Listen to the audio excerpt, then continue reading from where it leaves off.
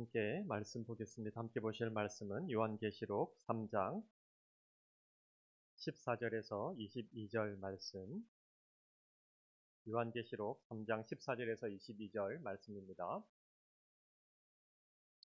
저희가 한 절씩 교독하도록 하겠습니다. 요한계시록 3장 14절에서 22절 말씀, 제가 먼저 14절 말씀을 읽겠습니다.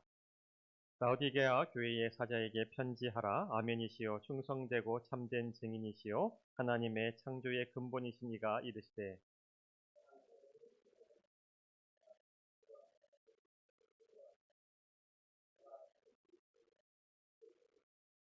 네가 이같이 미지근하여 뜨겁지도 아니하고 차지도 아니하니 내 입에서 너를 토하여 버리리라.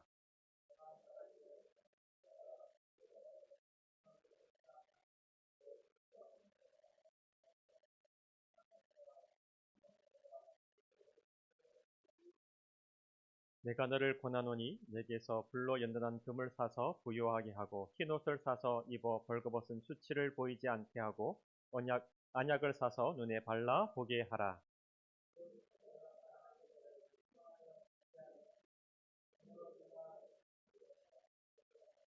볼지어다 내가 문 밖에 서서 두드리노니 누구든지 내 음성을 듣고 문을 열면 내가 그에게로 들어가 그와 더불어 먹고 그는 나와 더불어 먹으리라.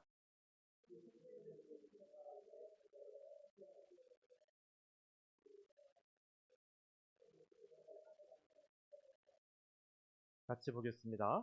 귀 있는 자는 성령이 교회들에게 하시는 말씀을 들을지어다. 아멘. 어떤 분들이 말합니다. 교회는 다 비슷한 거 아닙니까? 그냥 적당하게 교회 다니면 되지 않는가 이렇게 얘기를 하시는 분들이 있습니다. 그러나 그렇지 않습니다. 만약 교회가 다 똑같다면, 다 비슷하다면 계시록에 7교회에 대한 말씀은 없었을 겁니다. 예수님께서 7교회에 대해서 아주 자세하게 말씀을 하시죠. 칭찬할 것은 칭찬하시고 책망할 것은 책망하십니다. 이 얘기는 각 교회가 다 다르다는 겁니다. 다 비슷비슷하지 않고 같지 않다는 거예요. 교회라고 다 같은 교회가 아니라는 말이죠. 그럼 그 다음 질문이 있죠. 어떤 교회를 다녀야 됩니까? 그러니까 교회가 다르다면 이렇게 칭찬받는 교회도 있고 책망받는 교회도 있다면 그럼 우리는 어떤 교회에 다녀야 됩니까? 라고 하는 질문을 하실 수 있습니다. 물론 교회를 잘 선택하는 것 굉장히 중요합니다. 교회를 잘못 만나서 굉장히 어려움을 겪고 또 힘드신 분들을 참 많이 만났기 때문에 그렇습니다. 우리 주변에 그런 분들도 참 많이 있습니다. 그래서 좋은 교회를 잘 선택하는 것 굉장히 중요한 일이죠. 하지만 그보다 더 중요한 질문이 있죠. 바로 교회인 나는 어떻게 살고 있는가라고 하는 질문이라는 겁니다. 교회로서 나는 어떤 모습을 하고 있나? 이 질문이 내가 어떤 교회를 다닐 것인가 보다 더 우선된 질문이어야 됩니다. 성경은 말합니다. 너희가 하나님의 성전인 것과 하나님의 성령이 너희 안에 계신 것을 알지 못하느뇨. 그러니까 예수를 믿는 한 사람 한 사람이요. 하나님의 교회라는 거예요. 이 한 사람 한 사람이 모여서 교회 공동체를 이루는 거예요. 물론 좋은 공동체도 필요하지만 그 좋은 공동체를 만드는 것은 여러분과 저 한 사람 한 사람이라는 겁니다. 우리가 각자 교회 아니겠어요? 이 교회가 내가 좋은 교회가 되면 우리가 모여 있으면 그 좋은 교회들이 모여 있으면 좋은 교회가 된다는 겁니다. 좋은 공동체가 된다는 거예요. 많은 분들이 교회에 대한 이런저런 말들을 하세요. 목사님, 정말 교회가 힘듭니다. 교회에 다닐 교회가 없습니다. 교회에 상처받았습니다. 교회가 왜 그런지 모르겠습니다. 예, 물론 맞는 말씀이시기도 합니다. 그러나 더 중요한 거는 내가 교회잖아요. 내가 교회잖아요. 우리가 좋은 교회가 되면 우리 한 사람 한 사람이 모이면 좋은 교회가 될 수밖에 없다는 것. 성도들이 말씀이 그러한가 열심히 묵상을 하면 목회자가 어떻게 성경에서 벗어난 설교를 할 수 있단 말입니다. 그럴 수 없지요. 성도들이 깨어서 열심히 말씀을 묵상하는데 어떻게 목회자가 감히 강단에서 성경과 다른 얘기를 할 수 있단 말입니다. 성도들이 깨어 있습니다. 그리고 이 교회에 직분자를 세우기 위해서 기도합니다. 그리고 직분자를 세울 때에 인간의 방법이 아니라 성경적인 방법으로 이 직분자들을 바르게 세운다면, 장로와 권사와 집사를 바르게 세우기만 한다면 어떻게 교회가 몇몇 사람들에 의해서 좌우될 수 있겠습니까? 성도들이 영혼을 구원하고 제사 삼는 비전에 헌신한다면 어떻게 교회가 다른 길로 갈 수 있습니까? 어떻게 교회가 재정을 다른데 허비할 수 있단 말입니까? 성도들이 성령 충만하면 어떻게 서로 무례하거나 거짓이 교회 안에 발붙일 수 있단 말입니까? 중요한 것은 우리가 교회로서 깨어 있고 좋은 교회가 되어야 우리 공동체가 좋은 교회가 된다는 거예요. 좋은 목회자가 좋은 교회를 만드는 것 맞습니다. 그러나 좋은 성도들이 좋은 목회자를 만드는 것도 또한 진리입니다. 그러므로 내가 하나님 앞에서 좋은 교회가 되는 거 굉장히 중요하다는 거예요. 여러분, 사도행전을 보시면 3장에 보시면 오순절 날이 이릅니다. 예수님의 제자들이 모여서 기도하지요. 그 기도할 때에 이 제자들이 다 성령을 받습니다. 성령을 받아서 이제 이 복음을 위해서 고난받기를 두려워하지 않습니다. 그전에는 예수님 때문에 혹 고난받을까봐 숨어서 있었거든요. 성령이 임하자 모두가 다 나가서 복음의 증인이 됩니다. 그러자 예루살렘 교회가 엄청나게 부흥을 하기 시작합니다. 특별히 베드로가 설교를 하자 3,000명의 사람들이 회개하고 주님 앞으로 돌아왔습니다. 근데 이 3,000명의 문제가 아니에요. 이제 날이 가면 날이 갈수록 날마다 주님께서 믿는 사람을 더하게 하셨다는 거예요. 그러나 성경을 가만히 읽어보시면 성경 어디에도 예루살렘 교회의 전체 교인의 숫자가 얼마나 되는지 언급하지 않습니다. 날마다 믿는 사람의 수가 더했다 그랬는데 과연 예루살렘 교회의 숫자가 성도가 몇 명인지 말을 하지 않고 있어요. 10,000명인지 20,000명인지 10만 명인지 70만인지 말을 하지 않는다는 거예요. 왜요? 교회는 숫자의 문제가 아니라 생명의 문제이기 때문에 그렇습니다. 그 다음 어떻게 됩니까? 예루살렘 교회에 큰 핍박이 일어납니다. 그래서 이 성경에 이렇게 기록되어 있어요. 사도 외에는 그 많던 성도들이 다 흩어집니다. 사도 외에는 예루살렘 교회에 남아있지 않고요. 핍박이 너무 심하니까 다 흩어져서 핍박을 피해서 다른 곳으로 이사를 간다는 거예요. 우리로 얘기하면 이 KL에 몬케라에 핍박이 있어요. 그래서 지금 우리가 모여서 예배하지만 핍박이 있으니까 저 혼자 목사 혼자 남고 모든 성도들이 다 다른 곳으로 흩어졌다는 얘기예요. 순식간에 교인들이 없어졌어요. 사도만 남아있고요. 교인들이 없습니다. 그럼 예루살렘 교회는 망한 겁니까? 예루살렘 교회는 망한 교회입니까? 사도만 있는 교회예요. 교인이 없어요. 다른 말로 하면 목사만 있어요. 한 명 있어요, 목사가. 교인이 한 명도 없어요. 그럼 그 교회를 여러분들은 뭐라 그럽니까? 아, 그 교회 망했대. 아이고, 이제 그 교회에 문 닫을 일만 남았대. 이렇게 얘기하지 않겠어요? 그러나 그렇지 않습니다. 흩어진 교인들이요. 교회가 되어서요. 자기가 있는 곳에서 복음을 전하니까 거기에서 믿는 사람이 생기고요. 교회가 생기기 시작했다는 거예요. 여러분 놀라운 일이 아닙니까? 예루살렘 교회가 망한 줄 알았는데 예루살렘에 있는 교인들이 성도들이 자신들이 교회니까 그들이 가는 곳마다 믿는 사람들이 생기고요. 그곳에 교회가 생기기 시작했다는 거예요. 교회는 망한 게 아니고요. 교회가 확장된 거예요. 예루살렘 교회는 망한 게 아니고요. 예루살렘 교회가 교인들이 가는 곳마다 다 확장이 되어져서 더 크게 하나님의 교회가 되었다는 거예요. 여러분, 예수님을 믿는 사람, 성령을 받은 사람은 다 교회입니다. 그러므로 그가 어디에 있든지 간에 그가 있는 곳은 교회입니다. 주님께 헌신하고 주의 비전을 따라 살며 말씀에 순종하는 사람들이 참 교회라는 거예요. 저는 기도 제목이 있습니다. 저희 예제교회 우리 성도 모든 한 분 한 분이 진정한 하나님의 교회가 되기를 바랍니다. 저희 교회의 특성상 저희 교회는 해외에 있는 교회잖아요. 그러니까 이 한국이나 다른 것과 달리 여기서 평생 살아야겠다. 여기서 살다가 뼈를 묻어야겠다. 이런 분들은 없습니다. 여차하면 한국으로 가십니다. 오래 있다가 20년, 30년 살다가 하루아침에 다 정리하고 한국으로 가시는 분들이 얼마나 많이 있는지 모릅니다. 짧게는 한 달, 일주일, 3일, 1년 있다가 가시는 분들 아니겠어요? 어떻게 해야 됩니까? 우리의 소원이 있습니다. 예배교회 소원이 있습니다. 우리 예배교회 들어오는 분들 정말 말씀으로 잘 영역해서 정말 그 마음 가운데 예수 그리스도가 거하게 하시고 복음이 충만해서 그 한 분 한 분이 살아있는 교회가 돼서 여기에 있든 어디에 있든 그들이 가는 곳마다 살아있는 교회가 되기를 기도하고 있습니다. 그게 우리 예배교회의 사명이자 비전이라는 거예요. 그러므로 여러분 예배교회에 오셔서 그냥 편안하게 신앙생활 할 생각을 하지 마시고 좀 괴로워야겠다.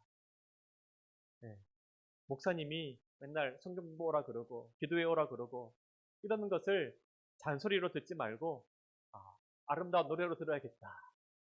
이렇게 꼭 생각하시기를 바랍니다. 여러분 여기에 대충 있다가 대충 가지 마시고 여기에 정말 주님 앞에서 참 교회가 되어서 여러분이 가는 곳마다 하나님의 나라가 열려지기를 간절히 소원합니다. 오늘 우리가 읽은 본문은 계시록의 7교회 중에 마지막 교회입니다. 라오디게아 교회죠. 이 라오디게아 교회는 어떤 특징이 있는가 하면 칭찬이 없고요. 책망만 있습니다. 이 6교회 중에 2교회, 이 서머나 교회랑 빌라델비아 교회는 칭찬만 있는 교회였거든요. 근데 다른 교회는 책망도 있고 칭찬도 있습니다. 잘한 것도 있고 못한 것도 있다는 거예요. 먼저 칭찬을 하고 책망을 하시는데요. 이상하게 이 라오디게아 교회는 칭찬이 한마디도 없어요. 참 심각한 교회 아니겠어요? 네, 그럼 왜 이 라오디게아 교회에 주님께서 책망만 하고 있을까요?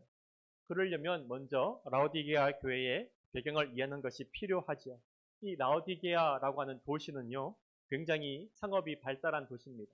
그리고 그곳에서 제일 질 좋은 양모가 많이 생산되는 도시였어요. 그러니까 상업이 발달하면 뭐가 발달할까요? 자연스럽게 금융이 발달합니다. 금융이 발달하면 뭐가 많을까요? 돈이 많죠. 지금도 전 세계를 보십시오. 금융이 발달한 곳이 돈이 제일 많습니다. 자, 돈이 많으니까 어떻습니까?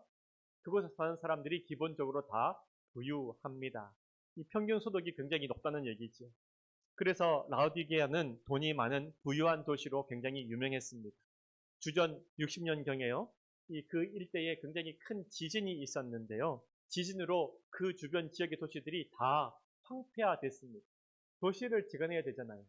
돈이 없잖아요. 그러니까 로마 정부에다가 이 원조를 요청하는 거예요. 다른 도시들은 다 로마 정부에서 이 원조를 해서 도시를 재건하게 합니다. 그런데 유일한 도시, 이 라오디게아 교회는 돈이 많으니까 로마 정부의 이 보조를 거부합니다. 우리는 우리 힘으로 우리 도시를 재건하겠습니다. 그 정도로 돈이 많은 도시였다는 거예요. 이 두 번째는요. 이 라오디게아 교회는 굉장히 의술이 발달을 했습니다. 의과대학도 있었어요. 특별히 안약이 굉장히 유명했습니다. 그래서 이 눈에 병이 있는 사람, 눈이 잘 보이지 않는 사람은 라오디게아에 가서 안약을 사면 됩니다. 근데 이렇게 발달한 도시인데 또 하나 특징이 뭔가 하면 이 돈이 많으니까 로마의 중앙정부로부터 지원을 많이 받지 않습니다. 다른 도시들은 로마의 이 정부로부터 지원을 받으니까 어떻게 합니까? 로마 정부의 마음에 들기 위해서 막 충성 경쟁을 하는 거죠. 충성 경쟁을 할 때 제일 중요한 게 뭐냐면 로마 황제를 신으로 섬기는 로마 숭배를 받아들이는 거예요.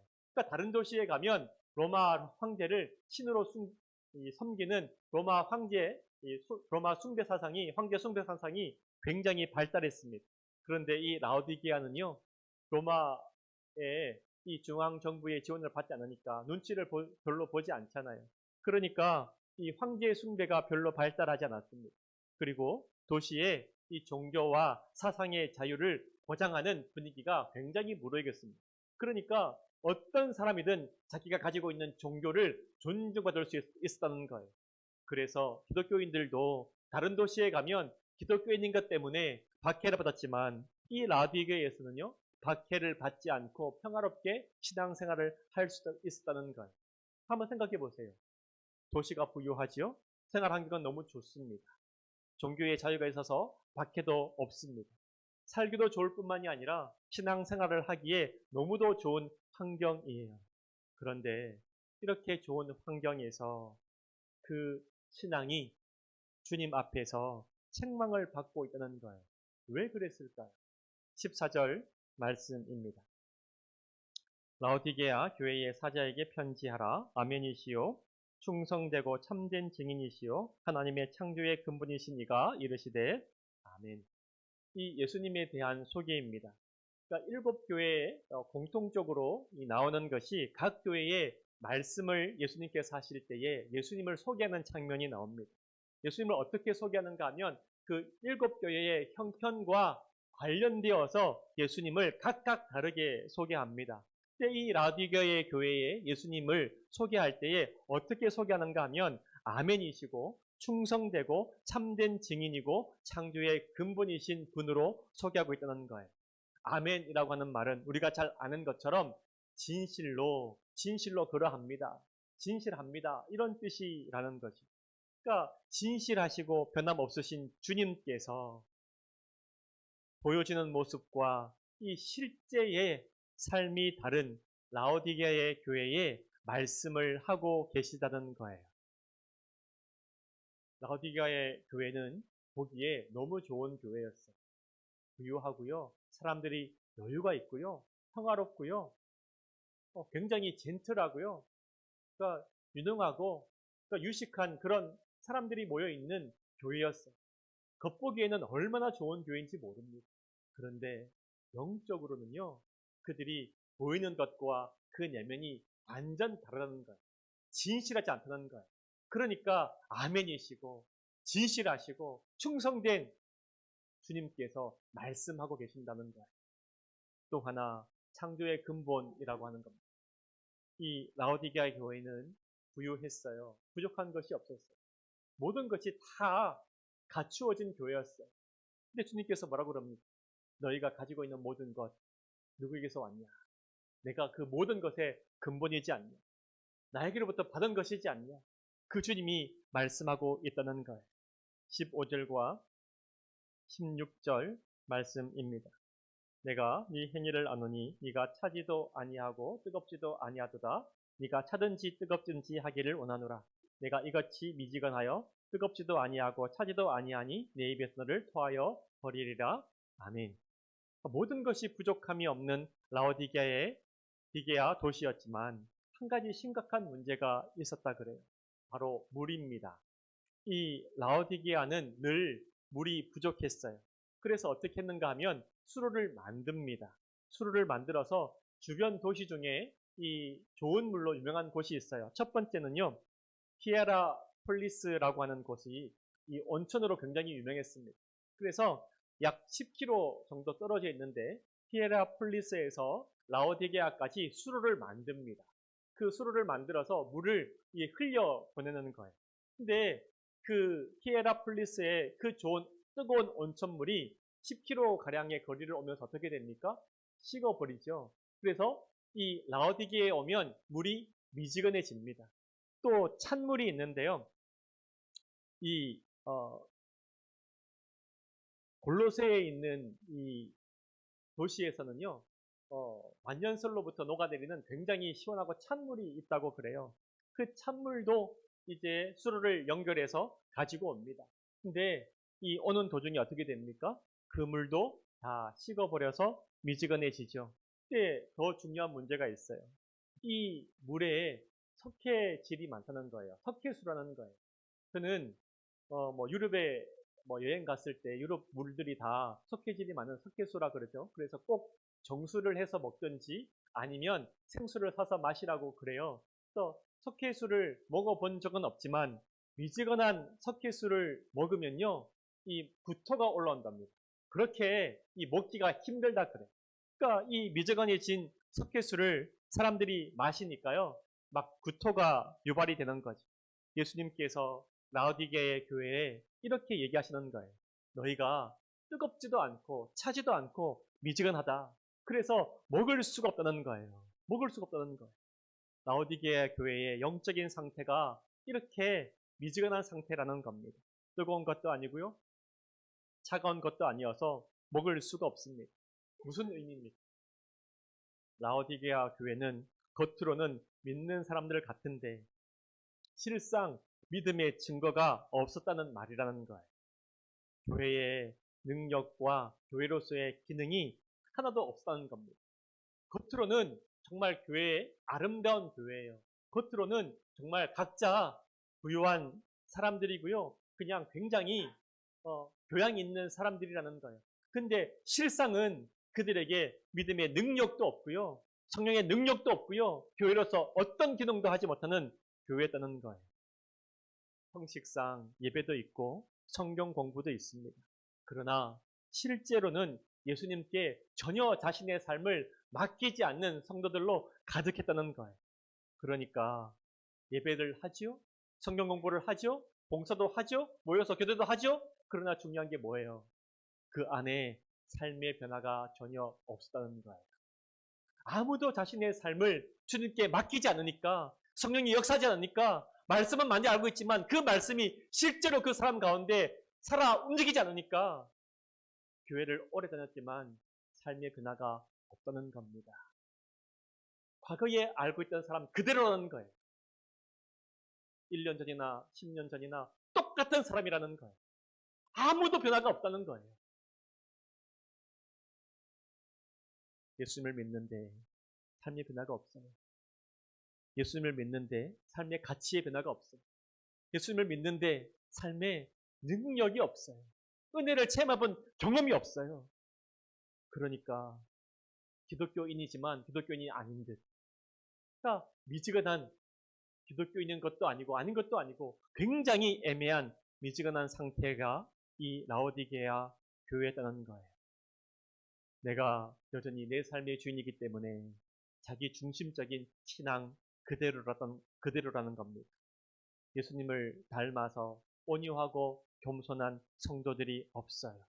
모이면 항상 서로 비교하고 조금 다른 사람보다 좀 나으면 교만하고 자기를 자랑하고 또 다른 사람이 없는 데서 다른 사람 뒷얘기를 하고 경쟁하고 그런 갈등밖에는 없다는 겁니다.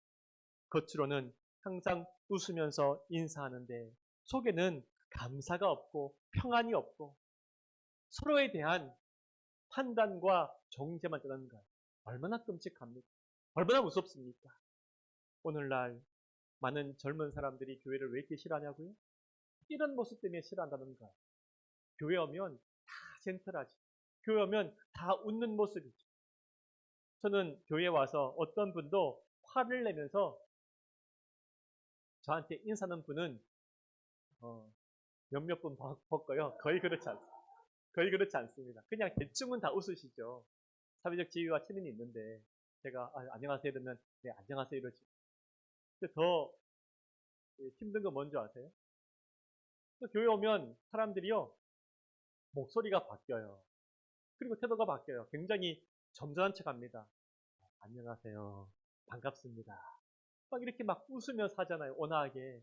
근데 나가면 완전 다른 사람인 거예요. 완전 다른 사람. 그러니까 집에서 자녀가 그 모습을 보니까 얼마나 충격이겠어요. 놀랐겠어요. 가슴이 두근두근하고 우리 엄마 아빠가 이중적인가? 이중인격인가? 너무 이상한 거예요. 청년들이 딱 보는 거죠. 교회에서는 그렇게 인자한 분인데 나가서 딱 보니까 너무 이상한 거예요. 와, 저렇게 참 유치찬란한 욕을 잘하시는 분이었나. 깜짝 놀라는 거예요. 깜짝 놀라는 거. 그러니까 겉으로는 웃고 있는데요. 속이 전혀 변화가 없으니까. 이렇게 위선적인 교회에 나 안 갈란다. 이런 사람들이 하나, 둘, 생겨나고 있는 거 아니겠어요? 이게 라오디게아 교회의 모습이었다는 거예요. 미지근해서 삼킬 수도 없고 그냥 먹으면 그냥 구역질이 나다는 구역질이. 예수님이 이 라오디게아 교회에 대해서 이 말씀하고 있다는 거예요. 너희가 차지도 않고 뜨겁지도 않고 내가 너희를 먹으려고 한번 먹어보니까 구역질이 난다. 이 얘기를 하고 있으시다는 거예요. 여러분, 내가 가진 모든 것의 근본이신 주님과 우리가 너무 친하지 않습니다. 그러니까 내 안에 평안이 없죠.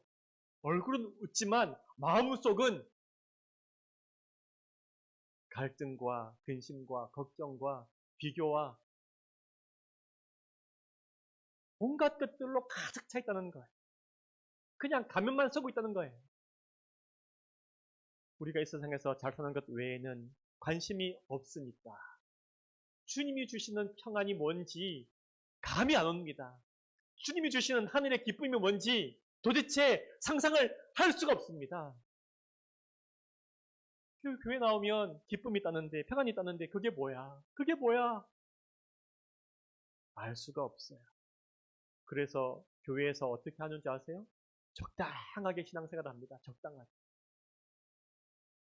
주일날 예배 오는 것이 전부예요. 더 이상 나한테 더 많은 요구를 하지 말아라. 교회 가도 뭐 아무것도 없지 않냐. 적당하게 그냥 주일날 교회 가는 것 그것으로 만족해달라. 이 얘기를 하고 있다는 거예요. 말씀으로 내 삶을 변화시키는 이 소망이 없고요. 소원이 없고요. 경험이 없기 때문에 그렇습니다.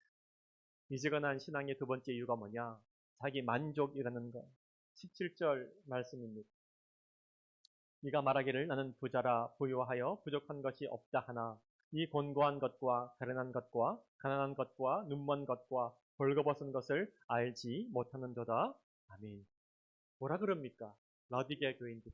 나는 부자야. 부유해서 부족한 것이 없어. 이렇게 스스로 생각합니다. 스스로 평가합니다. 스스로 판단합니다. 그러나 중요한 것이 뭔지 아세요?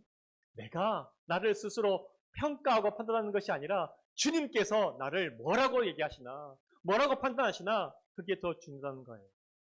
우리는 대부분 많은 사람들이 스스로 자기를 평가해. 나 괜찮아. 나 괜찮은 사람이야. 얼마나 많은 착각 속에 있는지 아세요? 여러분, 여러분이 누군지 진짜 알고 싶으시면 여러분 스스로 생각하면 안 돼요. 다 틀린 거예요. 물어보셔야 돼요. 가장 가까운 사람한테. 여러분의 아내한테, 여러분의 남편한테 물어보셔야 돼요. 뭐라 그러나 진짜라. 깜짝 놀라실걸요? 그럼 깜짝 놀라, 매일매일 깜짝 놀라요, 저는. 네. 우리 집사님들이 모여 있으면 깜짝 놀라요. 남편들이 하는 얘기를 안 들어보셨죠? 깜짝 놀랍니다. 근데 남편들은 착각하고 살죠. 난 이 정도면 괜찮아. 완전 착각입니다. 자녀들은 어떤 줄 아세요? 자기들도 착각하죠. 이 정도면 괜찮은 아들이지, 괜찮은 딸이지. 엄마 아빠한테 물어봐야 돼요. 괜찮은지 안 괜찮은지. 이 정도면 괜찮은 부모지. 아이한테 물어봐야 돼요. 아이한테. 이 정도면 괜찮은 사장이지. 직원한테 물어봐야 돼요. 직원한테. 깜짝 놀라실걸요? 이 평가, 이 점수를 받아보면 깜짝 놀랄 사람들이 한두 명이 아니에요. 한두 명이 아니에요. 저라고 여유가 있겠습니까? 나 괜찮은 목사지. 설마요. 네, 물어봐야 돼요. 교인들한테. 물론 제 앞에서는 그런 말씀을 하시는 분들은 한두 명 계시겠지만 뒤에서 얼마나 저에 대해서 욕을 많이 하시겠어요. 다 알고 있습니다. 우리는 우리 스스로 평가하면 답이 안 나옵니다.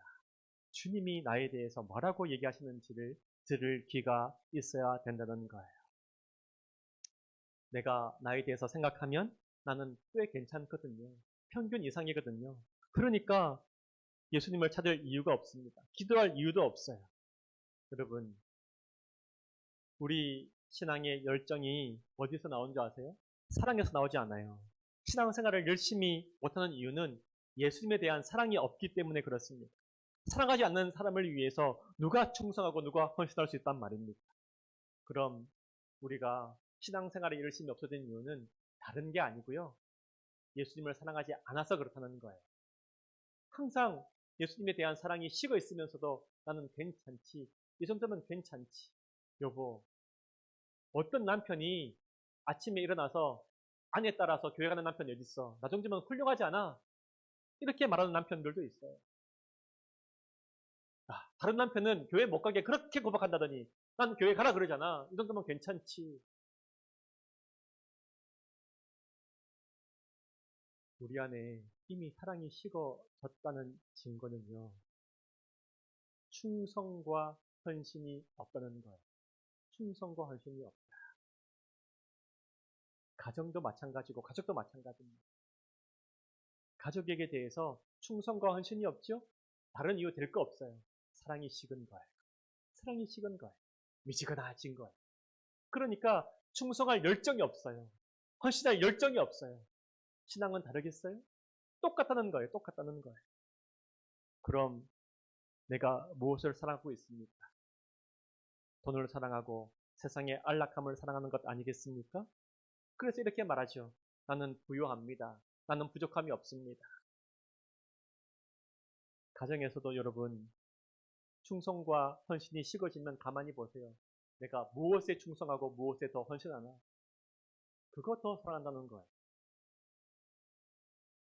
이 라오디게아 교회는 자기가 만든 것을 가졌다고 자랑합니다. 그러나 가만히 생각해 보시면 우리 주님이 뭐라 그럽니까? 창조의 근원이신 주님이라고 얘기하던데 내가 가진 모든 것의 근원이신 주님을 신뢰하지 않고 있다는 거예요. 내가 가진 것을 더 많이 신뢰합니다. 돈을 더 의지합니다. 더 심각한 것은 스스로 내가 부족함이 없다고 생각하고 있다는 거예요. 왜요? 지금 내가 가진 것이 있기 때문에. 지금 내가 세상적으로 어느 정도 지위가 있다고 생각하기 때문에 스스로 나는 부족함이 없다고 생각하는 것이 가장 무서운 거라는 거예요. 성공하면 모든 것이 정당화되는 이 사회의 문화에 살고 있기 때문에 그렇습니다. 많은 분들이 이렇게 얘기해요. 목사님, 저 교회 잘못됐습니다. 교회가 어떻게 들어올 수 있습니까? 아무리 우리끼리 얘기해도 아무 소용이 없습니다. 그 교회가 성도가 많으면 그 교회가 엄청나게 켜면 모든 것은 다 덮어지고요. 좋은 교회가 됩니다. 우리끼리 아무리 얘기하면 뭐합니까? 아유, 이 말 한마디로 끝나는 거예요. 이 세상에서. 너희 교회 그래서 몇 명 모여. 그 말 한마디로 끝나는 거예요. 이 세상에. 아무리 목사님, 저 집사님, 저 뭐 장로님, 권사님 이상해요. 아무리 얘기하면 뭐합니까? 정직하지 못하고요. 부도덕해요. 아무리 말하면 뭐합니까? 그분이 돈이 많으면 성공하면 괜찮은 거예요. 괜찮은 교인이 되는 거예요. 이런 사회에서 살고 있으니까 우리 자꾸만 착각하는 거예요. 지금의 내가 가지고 있는 것을 보고 난 괜찮아. 난 부유해. 난 부족함이 없어. 정말 그렇게 생각하고 있습니까? 나는 집이 있으니까. 나는 연봉이 어느 정도 되니까. 나는 어느 정도 안정권에 들어섰으니까. 정말 그렇게 생각하십니까? 나는 부유하고 부족함이 없다고 정말 그렇게 생각하고 살고 있습니까? 그래서 주님 앞에 한 번도 무릎 꿇어본 적도 없고 기도하지 않고 있습니까? 그렇다면 여러분들은 라오디게아 교회라는 거예요. 우리 주님의 평가는 라오디게아 교회와 정반대입니다. 너는 곤고하고 너는 가련하고 너는 가난하고 너는 눈물 없다는 거예요. 기도의 능력을 잃어버린 교회, 기도의 능력을 잃어버린 개인, 그는 이미 가난한 사람입니다. 왜요? 하나님 앞에 구하지 않고요. 세상에 자꾸만 구하고 구걸하고 있다는 거예요. 하나님께 구하지 않으니까 그는 가지고 있으나 결국은 가난한 사람입니다. 말씀을 읽거나 깨닫지 못하고 순종하지 않는 개인, 교회는 참 곤고합니다. 왜냐하면 말씀의 능력을 경험하지 못하기 때문에 그렇습니다. 성령의 능력을 잃어버린 교회나 개인은 가련합니다. 영적인 생명이 없고 변화의 역사가 없기 때문에 그렇습니다. 환경과 상관없는 감사와 기쁨이 없기 때문에 그렇습니다. 그에게는 비록 쾌락은 있을 줄 모르나 참된 기쁨이 없어요. 생명이 아닌 자신의 이익에 굉장히 중독적인 탐욕만 남아있는 사람입니다. 그 사람이 어떻게 부유한 사람이라고 말할 수 있습니까? 그 사람이 어떻게 부족함이 없다고 말할 수가 있습니까? 가장 부족하고 가장 가난한 사람이라는 거예요. 본인만 모른다는 거예요. 그 주변에 있어서 누가 평안과 따뜻함과 누그러움과 감사와 기쁨과 용납과 용서와 화해와 경쟁이 아닌 서로를 섬김과 서로를 정말 잘되게 옆에서 함께 돕는 그런 삶이 있단 말입니다. 없어요, 그런 사람. 그래서 그 사람은 비록 가진 것이 많을지 모르나 가장 가난한 사람이라는 거예요. 이제 마지막 결론 부분이에요. 그러면 그 처방은 뭐예요? 18절과 20절 말씀. 내가 너를 권하노니 내게서 불로 인단한 금을 사서 부요하게 하고 흰옷을 사서 입어 벌거벗은 수치를 보이지 않게 하고 안약을 사서 눈에 발라 보게 하라. 무릇 내가 사랑하는 자를 책망하여 징계하노니 그러므로 내가 널심을 내라 회개하라. 볼지어다 내가 문 밖에 서서 두드리노니 누구든지 내 음성을 듣고 문을 열면 내가 그에게로 들어가 그와 더불어 먹고 그는 나로 더불어 먹으리라. 아멘. 처방은 간단합니다. 오늘 20절 말씀이 핵심이에요. 주님께서 문 밖에 서서 우리의 문을 두드리고 계신다는 거예요. 두드리고 계신다. 문을 열고 예수님을 다시 내 마음속에 받아들이라는 거예요. 환영하라는 거예요. 영접하라는 거예요. 이거 없이는 우리의 삶을, 우리의 영혼을 고칠 수가 없다는 겁니다. 그 예수님에게서 금도 사고 흰옷도 사고 이 모든 것이 주님께로부터 나오니까 주님을 내 마음속에 환영하라는 거예요. 이 간단한 예수님의 말씀을 우리가 외면하면 되겠습니까? 주님을 내 삶의 주인으로 모시는 것. 주님이 우리 마음 밖에서 문을 두드린다 그래요. 보통은 이거 믿지 않는 사람들에게 전도의 구절로 쓰는데 사실은 전도의 구절이 아니라 믿는 사람을 향해서 주시는 예수님의 말씀이라는 거예요. 주님께서 우리의 문을 열고 들어오실 수 있지만 그렇게 하지 않으십니다. 인격적으로 대화하신다는 거예요. 인격적으로 내가 문을 두드리니까 네가 할 일은 그 마음의 문을 열고 주님을 네 마음속으로 모셔들으라. 환영하라. 이 얘기라는 거예요. 여러분, 사랑의 가장 최고의 단계는요. 그 사람을 내 아래로 보는 게 아니라 동등하게 인격 대 인격으로 대한다는 거예요. 그래서 자발적으로 그가 나에 대해서 마음을 열고 자발적으로 사랑하고 자발적으로 헌신하고 자발적으로 순종하고 그것이 가장 아름다운 거라는 거예요. 우리 주님이 그 관계를 우리에게 원하신다는 겁니다. 여러분, 아직까지 미지근하고 한신앙 상태에 있습니까? 세상과 주님 사이에 왔다 갔다 하고 있습니까? 그래서 주님을 믿는다고 얘기하면서 겨우겨우 교회 나오고 아니면 한 달에 한 번 나오고 아니면 매주 나오지만 겉과 속이 다르고 주님이 내 삶의 주인이 아니라 여전히 자기가 자기의 삶의 주인이 되어서 살고 있지는 않습니까? 다시 한번 주님의 말씀을 들어야 됩니다. 여러분 마음의 문을 열고 주님을 환영하십시오. 그래서 주와 함께 먹고 마시는 살아있는 영적인 교제를 꼭 하시기를 바랍니다. 그것만이 유일한 해결책이라는 거예요. 교회인데 예수님과 교제가 없는 교회가 얼마나 이상합니까? 얼마나 무섭습니까? 그건 교회가 아니고요. 그냥 사람들의 모임이라는 거예요.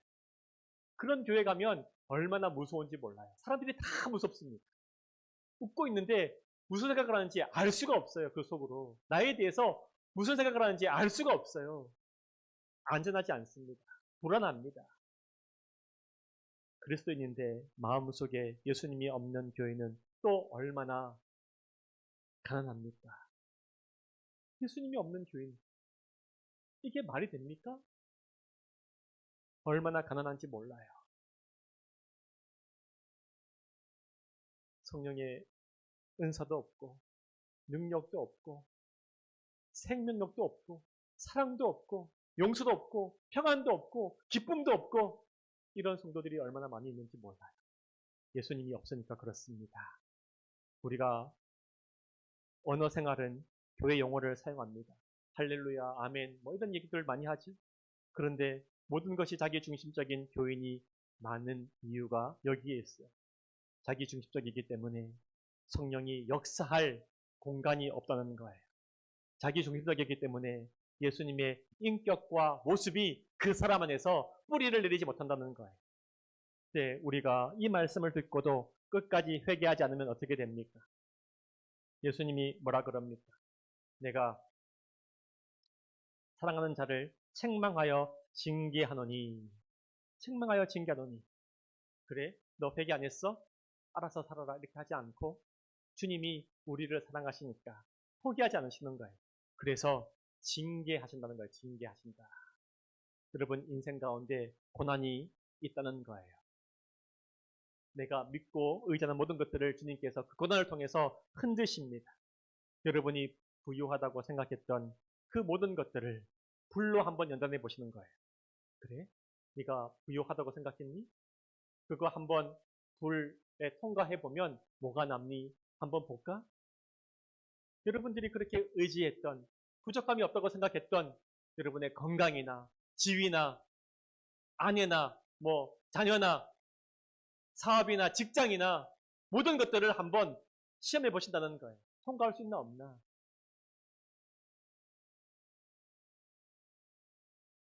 그래서 내가 자신하던 것들이 얼마나 허물어지기 쉬운지 알게 하신다는 거예요.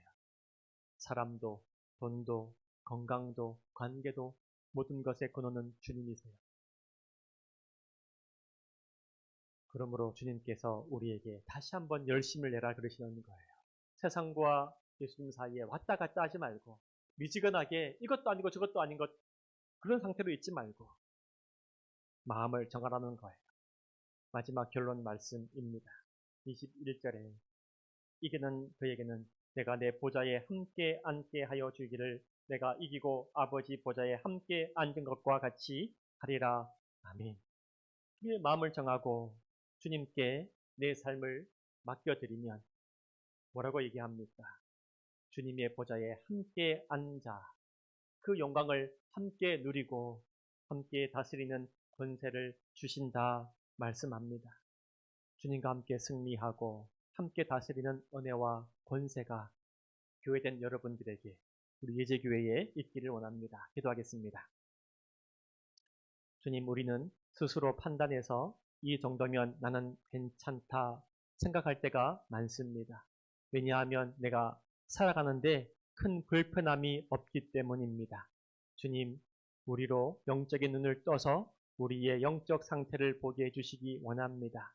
내가 실상은 주님을 의지하지 못하고 마음에 평안이 없고 성령과 말씀의 능력을 잃어버리고 있음을 알게 해주시기를 원합니다. 다시 한번 열심을 내게 해주시고 예수님을 마음에 모시게 해주시기 원합니다. 세상도 사랑하고 예수님도 사랑하는 이중적인 신앙생활을 그치고 주님께만 충성하는 믿음 주시기 원합니다. 그래서 믿음으로 승리하고 하늘의 기쁨과 능력을 경험하게 하여 주옵소서. 예수님의 이름으로 기도합니다. 아멘.